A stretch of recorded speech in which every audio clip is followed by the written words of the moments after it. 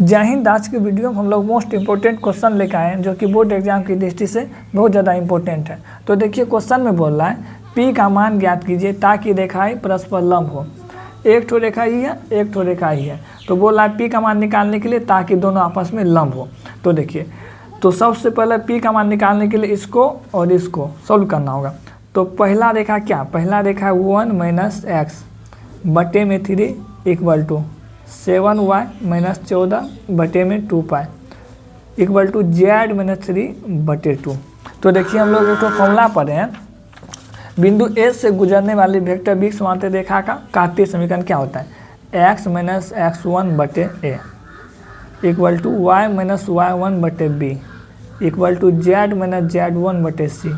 यही फॉर्मूला होता है। तो इसको भी इसी रूप में लाना होगा, मतलब x को आगे करना होगा और ये 1 को पीछे करना होगा, y को आगे करना होगा और कोई शब्द दे तो उसको पीछे करना होगा, कोई भी अंक दे तो देखिए यहाँ पे क्या है 1 - x, तो x को आगे करना होगा। तो मतलब यहाँ से माइनस हम कॉमन लेंगे तो यहाँ पर हो जाएगा x - 1 और बटे में कितना 3। तो ये माइनस जो है नीचे आ जाएगा।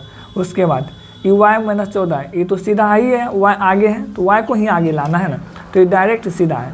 तो यहाँ से हम 7 को कॉमन लेंगे, 7 कॉमन हो जाएगा तो यहाँ y - 2 और बटे में 2p हो जाएगा। और यहाँ z - 3 यहाँ से कुछ कॉमन नहीं आ रहा है और z आगे है तो ये सही ही है, तो यहाँ पे 2। तो देखिए हमको पता है जब दो रेखा आपस में लंब होता है उसका फॉर्मूला होता है a1 × a2 plus b1 × b2 plus c1 × c2, यही होता है बराबर 0। जब दो रेखा आपस में लंब होता है तो उसका फॉर्मूला होता है a1 × a2 plus b1 × b2 plus c1 × c2 equal to 0 होना चाहिए। तो देखिए, तो यहाँ से निकलेगा a1 का मान, तो a1 का मान कितना हो जाएगा, अभी हम लोग फॉर्मूला पढ़े हैं x - x1 बटे नीचे वाला जो रहता है वो क्या होता है a का मान और b का मान और c का मान।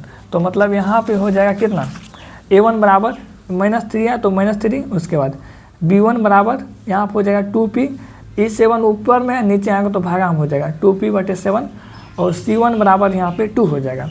अभी a1 b1 और c1 का मान निकला, अब a2 b2 और c2 का मान निकालना होगा। तो देखिए उसके लिए सबसे पहले हम लोग समीकरण 2 को सॉल्व कर लेते हैं। तो समीकरण 2 क्या है, मतलब देखा जो दिया 7 - 7x बटे में कितना 3p equal to y - 5 equal to 1 और यहाँ पे 6 - z इक्वल टू 5। इसको भी सॉल्व करना होगा, x को आगे लाना होगा। तो यहाँ से कॉमन क्या आ रहा है -7, तो यहाँ पर हो जाएगा x - 1 और नीचे में क्या 3p हो जाएगा। उसके बाद यहाँ पे ये तो सही ही है तो y - 5 इक्वल टू 1 हो जाएगा और ये z को आगे लाना होगा तो -z और तो यहाँ पे z - 6 हो जाएगा और यहाँ पे 5 हो जाएगा। तो ये क्या होगा a2 का मान, a2 इक्वल टू कितना -3p और ये ऊपर में नीचे आएंगे तो भागा हो जाएगा, मतलब -3p बटे 7। उसके बाद b2 का मान कितना 1 है, उसके बाद c2 का मान -5 है। अब हम लोग फॉर्मूला लगा देंगे लंब होने के लिए।